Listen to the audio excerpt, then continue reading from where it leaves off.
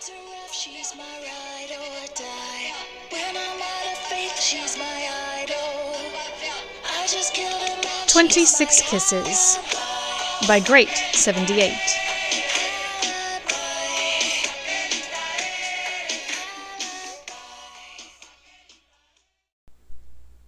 Summary.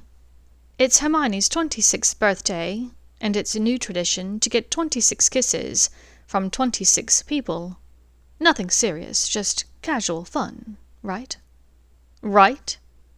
Wrong, said Draco Malfoy.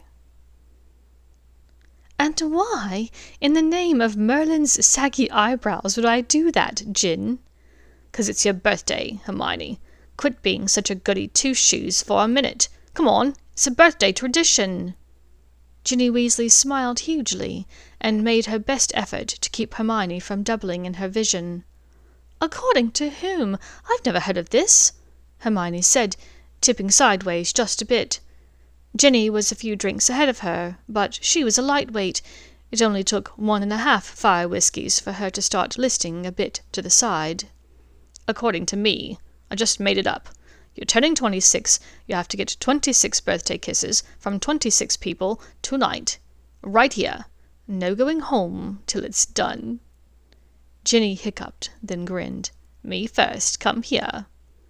Ginny stretched her arms towards Hermione, where they stood near the bar at the Leaky Cauldron, bringing her closer. She wrapped her hands around Hermione's shoulders. Hermione relaxed and closed her eyes, assuming Ginny would plant a tiny kiss on her cheek. Instead, she felt a feather-light amaretto-flavored pair of lips graze hers for a few moments, before Ginny's tongue swept lightly and languidly against her own. Hermione stepped back, startled, to see her friend smiling widely. Now you know the level of kiss I'm expecting you to get. Don't accept some little kiss on the cheek, Hermione, yeah? Ginny smiled lazily, and after a moment, Hermione smiled back. The first few kisses were easy. Keith, the owner Tom's son, was there to take their next drink orders, so he was number 2. Harry and his oral partner Dennis came in soon after, and though their kisses were more friendly with no tongue, Ginny let them slide. 5, 6, and 7 were George, Angelina, and Lee, who thought Ginny's game was hilarious. The 3 of them immediately started discussing product ideas based upon it. Then the bar started getting crowded. Neville, Seamus, and Dean arrived, and Hermione was up to 10. When Luna joined them, 11, she commented how she had done something similar for her own birthday, but it was for her birthday month when she turned 20, and it hadn't only been kisses. I perfected my non-verbal contraception charm that month, Luna said, a bit dreamily, revisiting the memories in her mind whilst Seamus and Dean howled with laughter. From then, things began to get a bit crazy, at least by Hermione's standards. A group of familiar Ravenclaws came in, and soon after, the wizarding DJ took the stage, and everyone crowded on the dance floor. Hermione found herself dancing tightly wedged between Terry and Anthony, 12 and 13, whilst accepting a kiss from Padma, 14. Anthony was grinding on her backside, and she could feel him getting hard behind her. Meanwhile, Terry's knee was between hers, and his hands were holding on to her ribs, thumbs dangerously close to her nipples under her thin Gryffindor red dress. Hermione stretched luxuriantly, arms straight up, bringing them down onto Terry's shoulders. Her head turned a bit to the side, and she caught a pair of penetrating eyes staring at her from across the room. She frowned a bit. Whoever it was stood in the shadows, and she was surrounded by pulsating coloured lights. She couldn't quite make out his identity, but somehow she felt his radiating emotions washing over her, even from across the room. Hostility, crushing desire, possessiveness, covetousness. The intensity of it nearly made her stumble, separate entirely from the effects of the fire whiskey. "Lou!" she yelled at Terry and Anthony, and also at no one in particular, gliding gracefully, she thought, from the dance floor. Her mind felt funny, her body moving about 2 seconds before her brain told it to. She was intercepted by a group of 5 older wizards, in their 30s, perhaps. Word had gotten around about her birthday tradition, and they readily offered their services. 15 to 19. 19 in particular was rather aggressive, his hands travelling to Hermione's arse, gripping it tightly, his fingers digging in roughly, fingertips grazing her cunt, probing a bit. She tried to pull back, but found herself trapped in his thickly muscled arms. A voice, low and sinister and flint-like, filled the air behind her. "Remove your filthy fucking hands from her body, before I remove them from your body." The hands shifted a bit, stopping their insistent probing as the wizard was distracted. Hermione tried to lower her arms to get to her wand. She wasn't able to, so instead she dropped her right elbow hard into the man's clavicle. He coughed and stumbled backwards, his friends laughing at his misfortune. "Are you all right?" The voice was still low and hard, but had lost its sinister edge. She looked up. Silver eyes looked back at her, staring deeply into hers. She blinked and took a step back. "I'm fine. Thank you for distracting him, Draco." It had been years since she'd seen him. At his trial, in fact. She and Harry had testified for him, likely contributing to the fact that his sentence had only been 5 years, rather than the lifetime that every other Death Eater had gotten. His hair had darkened only slightly to a more yellow blonde, perhaps the result of growing older and spending less time outdoors. It was no longer the spun sugar white blonde it had been in their youth. His skin was still pale. His Azkaban number, tattooed on his neck, stood out starkly above his black button-up, sleeves rolled to the elbows. As though she couldn't control the direction of her gaze, her eyes drifted down to his forearm. The dark mark had faded to silver, but it had not mattered. A tattoo of a dragon, wreathed in tiny blue-violet vinca flowers, writhed in its place, charmed to move incessantly. "I figured everyone wanted to see it," he said, tugging up one rolled cuff. "This saves them the effort of asking." Draco flexed his arm a bit, the hardened sinew of ropey muscles shifting a bit. "You covered it up," she said, unnecessarily, then smiled a bit. "You would too," he said flatly. "I did," she countered, turning her own arm to show him the delicate trailing vine, backed by bluebell flames, on her own right arm. He took her arm in his hands gently, and Hermione caught notes of cedar and sandalwood. She inhaled deeply without realizing she did so. Draco smiled. "You did. A vinewood wand, correct?"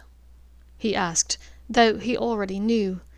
Her wand had been seized from the manor in ministry raids, entered into evidence against him before being returned to her.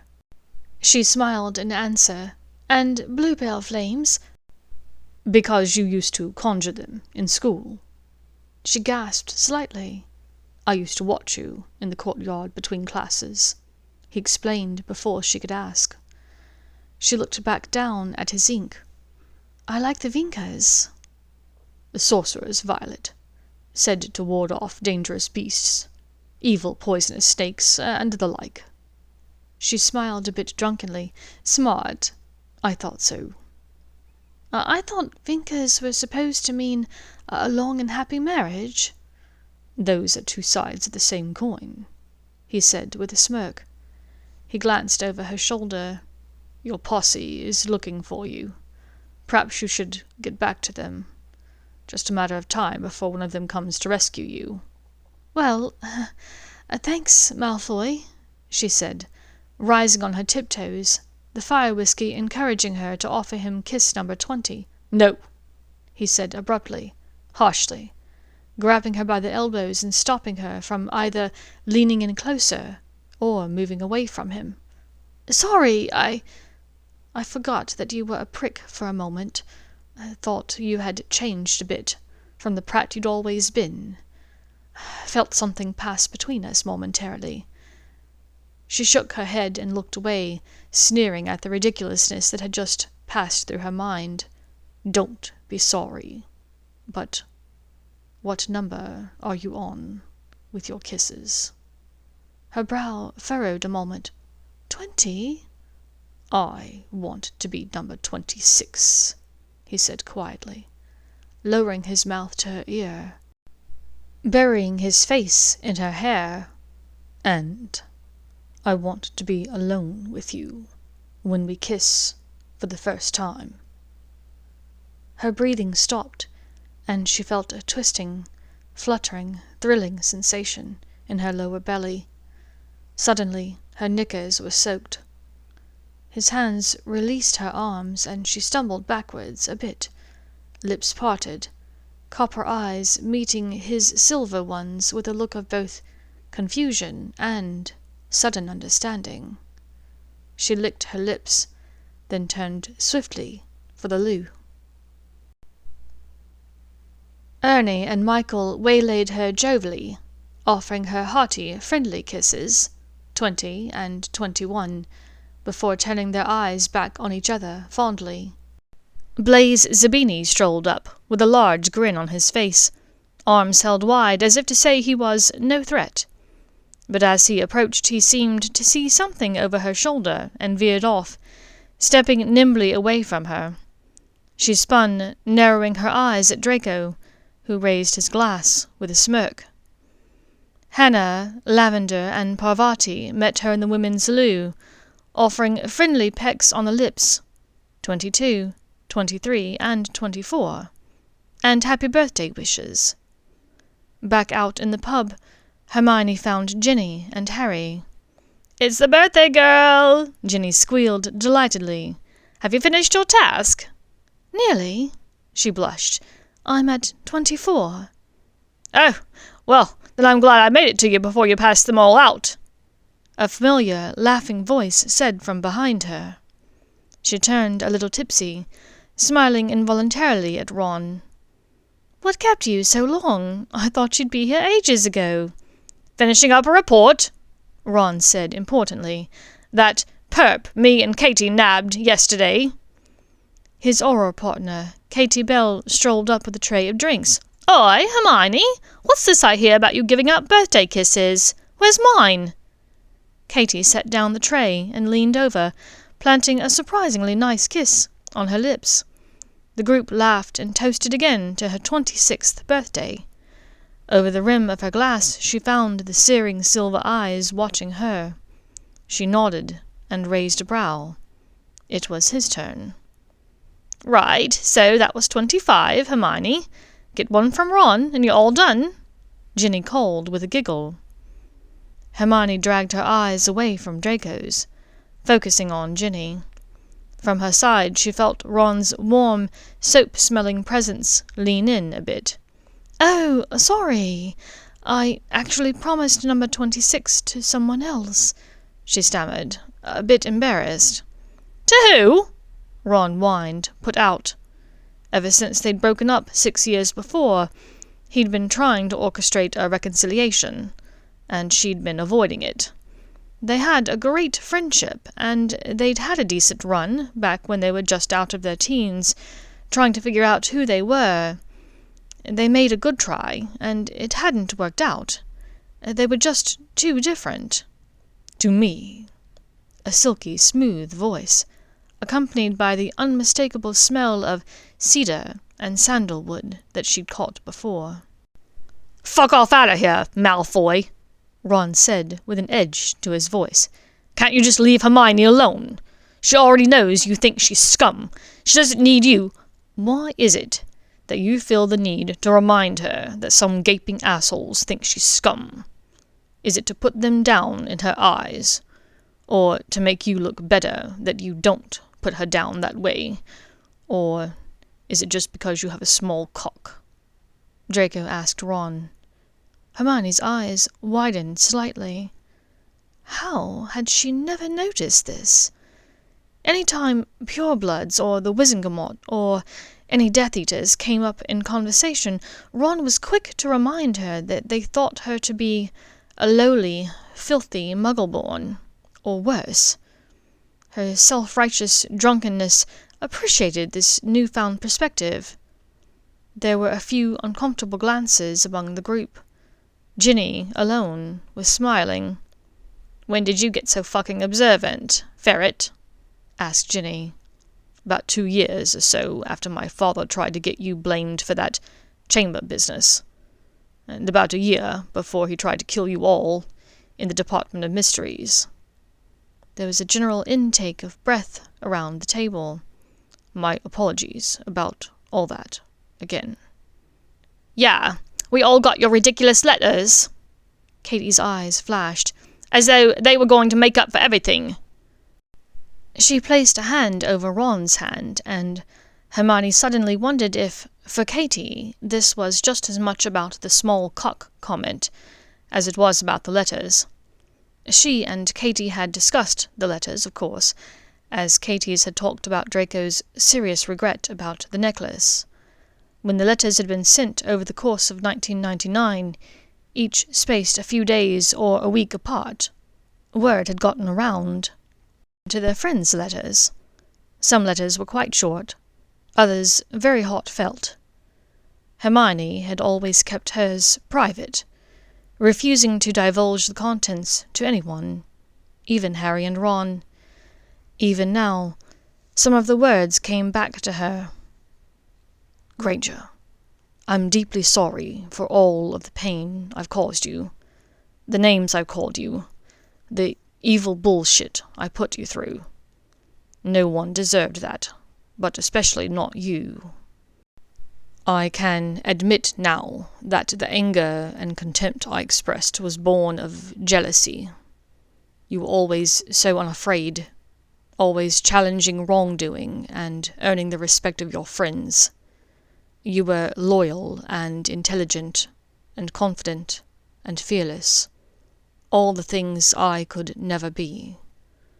I'm no longer jealous, only respectful and in awe of what you've accomplished, and I'm hopeful for what you will achieve in the future." She had read it more times than she cared to admit.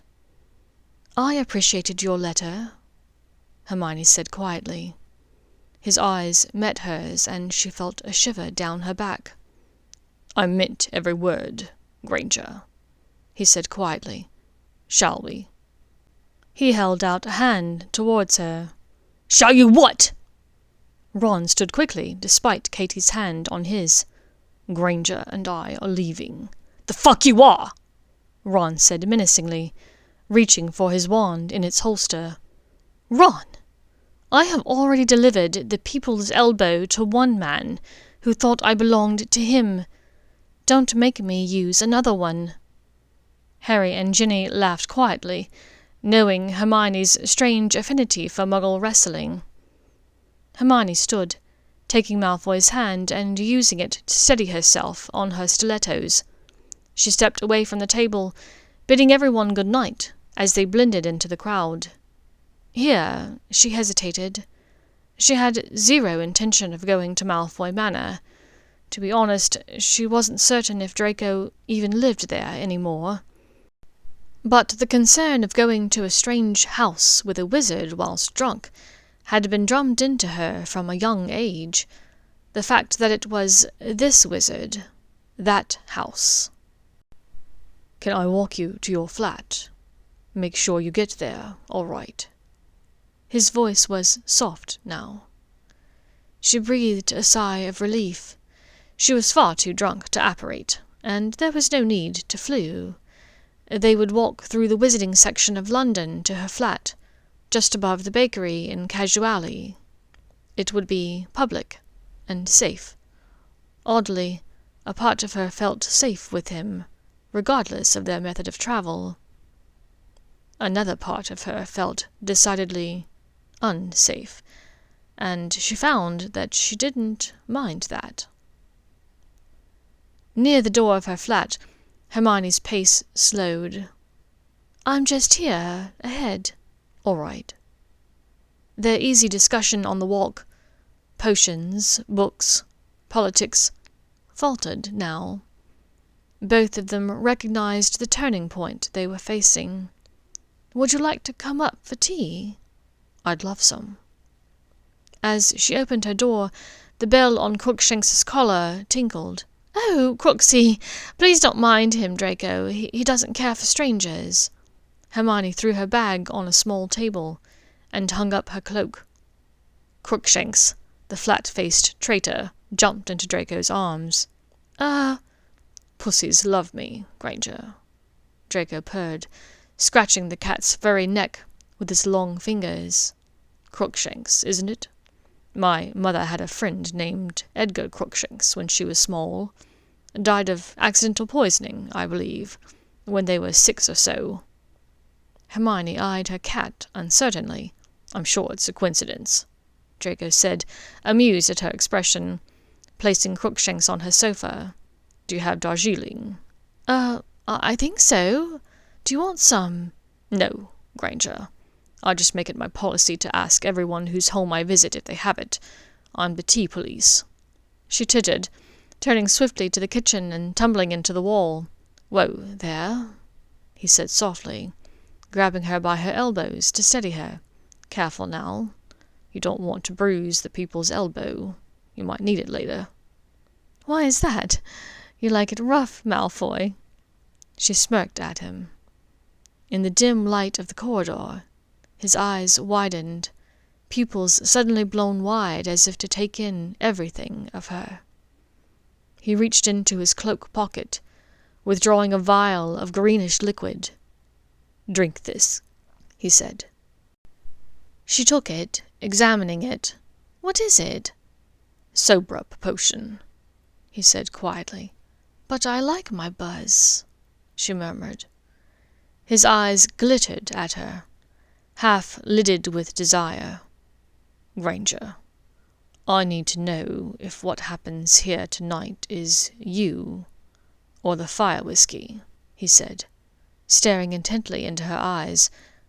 "Believe me when I say there's certainly a part of me, let's say, that does not care. But these days I try to listen more to my head than to my cock."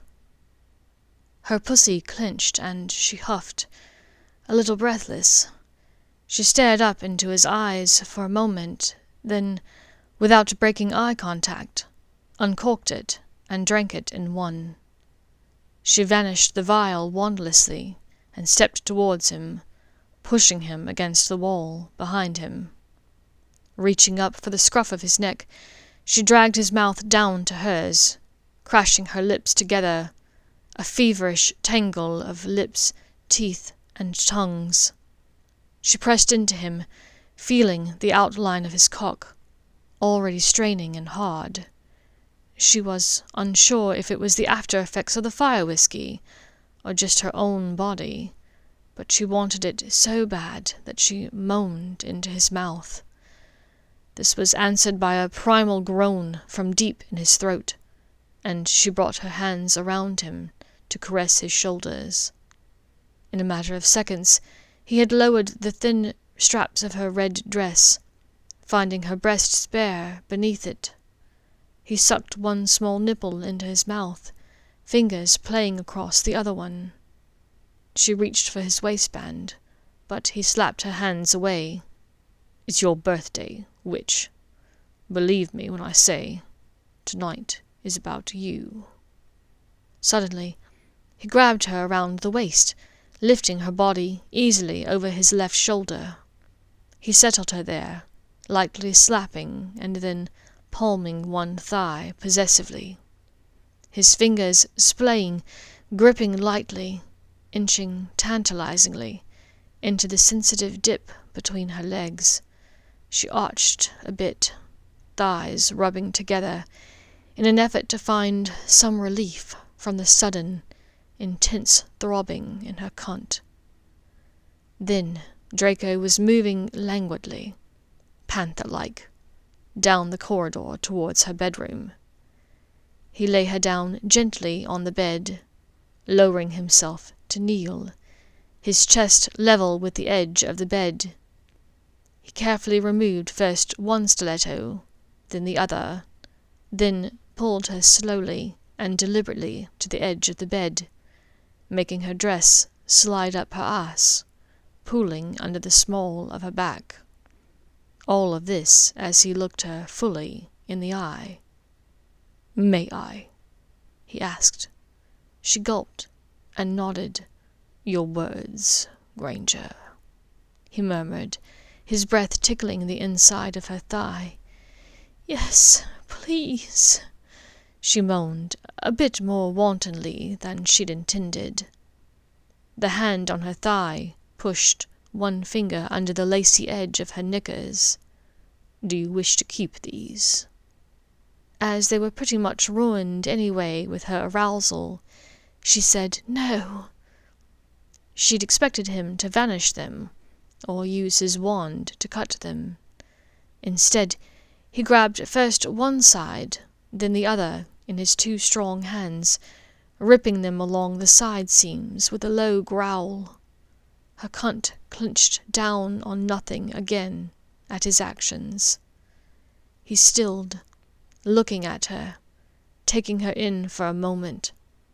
One long finger moved from her thigh to her pussy, dragging through her dripping bits. She felt her cheeks burn, and covered her eyes with her arm in embarrassment. "Is all this for me, love?" he asked in a ragged voice. "Yes," she said, voice equally strained. "So perfect," he muttered, almost to himself. Then, without warning, his mouth came crashing down to her body, lips and tongue soft but insistent against her, touching her everywhere, taking in everything. He used his hands to bring her body closer, to take his tongue deeper into her. She curled, then arched off the bed, clenching down on nothing again. Then suddenly his finger was inside, and oh gods, the sweet relief. Her feet found his shoulders, and now, with something to brace against, she was able to move, to grab him by the hair and use him for her pleasure. One finger was joined by another, and the waves grew stronger, pushed closer together. She was aware that she was keening, crying out his name, and that his answering moans were sending shock waves through her body, breaking her, opening the floodgates of her release.